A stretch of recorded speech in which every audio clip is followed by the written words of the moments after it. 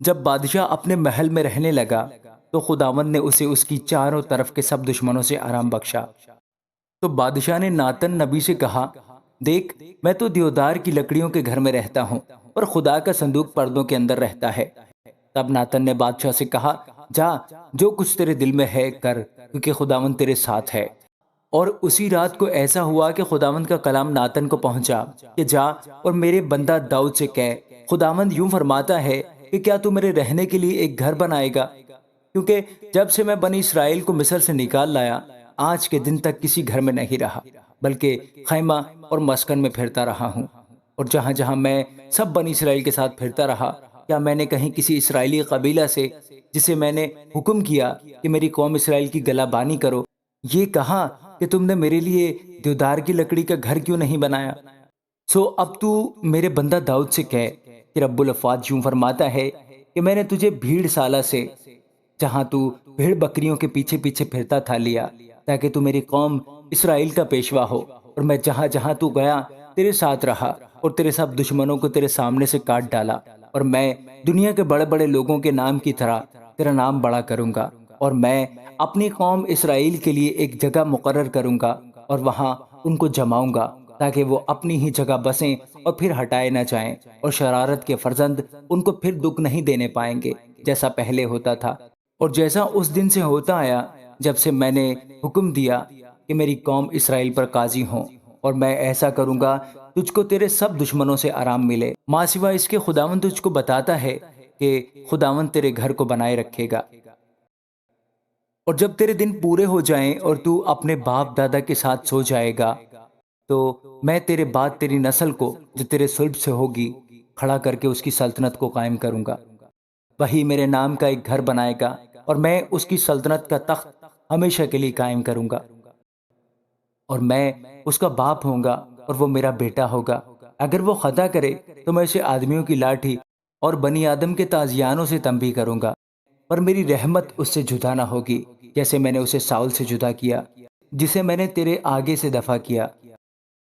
اور تیرا گھر اور تیری سلطنت سدا بنی رہے گی، تیرا تخت ہمیشہ کے لیے قائم کیا جائے گا۔ جیسی یہ سب باتیں اور یہ ساری رویا تھی، ویسا ہی ناتن نے داؤد سے کہا۔ تب داؤد بادشاہ اندر جا کر خداوند کے آگے بیٹھا اور کہنے لگا، اے مالک خداوند، میں کون ہوں اور میرا گھرانہ کیا ہے کہ تو نے مجھے یہاں تک پہنچایا؟ تو بھی اے مالک خداوند، یہ تیری نظر میں چھوٹی بات تھی، کیونکہ تو نے اپنے بندہ کے گھرانے کے حق میں بہت مدت تک کا ذکر کیا ہے، اور وہ بھی اے مالک خداوند آدمیوں کے طریقہ پر۔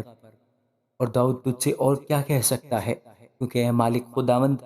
تو اپنے بندہ کو جانتا ہے، تو نے اپنے کلام کی خاطر اور اپنی مرضی کے مطابق یہ سب بڑے کام کیے، تاکہ تیرا بندہ ان سے واقف ہو جائے۔ سو تو اے خداوند خدا بزرگ ہے، کیونکہ جیسا ہم نے اپنے کانوں سے سنا ہے، اس کے مطابق کوئی تیری مانند نہیں، اور تیرے سوا کوئی خدا نہیں۔ اور دنیا میں وہ کون سی ایک قوم ہے جو تیرے لوگوں یعنی اسرائیل کی مانند ہے، جسے خدا نے جا کر اپنی قوم بنانے کو چھڑایا تاکہ وہ اپنا نام کرے، اور تمہاری خاطر بڑے بڑے کام، اور اپنے ملک کے لیے اور اپنی قوم کے آگے، جسے تو نے مصر کی قوموں سے اور ان کے دیوتاؤں سے رہائی بخشی، ہولناک کام کرے۔ اور تو نے اپنے لیے اپنی قوم بنی اسرائیل کو مقرر کیا تاکہ وہ ہمیشہ کے لیے تیری قوم ٹھہرے، اور تو آپ اے خداوند ان کا خدا ہوا۔ اور اب تو اے خداوند خدا اس بات کو جو تو نے اپنے بندہ اور اس کے گھرانے کے حق میں فرمائی ہے سدا کے لیے قائم کر دے، اور جیسا تو نے فرمایا ہے ویسا ہی کر، اور سدا یہ کہہ کر تیرے نام کی بڑائی کی جائے کہ رب الافواج اسرائیل کا خدا ہے، اور تیرے بندہ داؤد کا گھرانہ تیرے حضور قائم کیا جائے گا، کیونکہ تو نے اے رب الافواج اسرائیل کے خدا اپنے بندہ پر ظاہر کیا اور فرمایا کہ میں تیرا گھرانہ بنائے رکھوں گا۔ اس لیے تیرے بندہ کے دل میں یہ آیا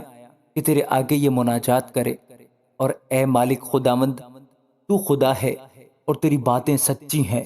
اور تو نے اپنے بندہ سے اس نیکی کا وعدہ کیا ہے، سو اب اپنے بندہ کے گھرانے کو برکت دینا منظور کر، تاکہ وہ سدا تیرے روبرو پائیدار رہے، کہ تو ہی نے اے مالک خداوند یہ کہا ہے اور تیری ہی برکت سے تیرے بندہ کا گھرانہ سدا مبارک رہے، آمین۔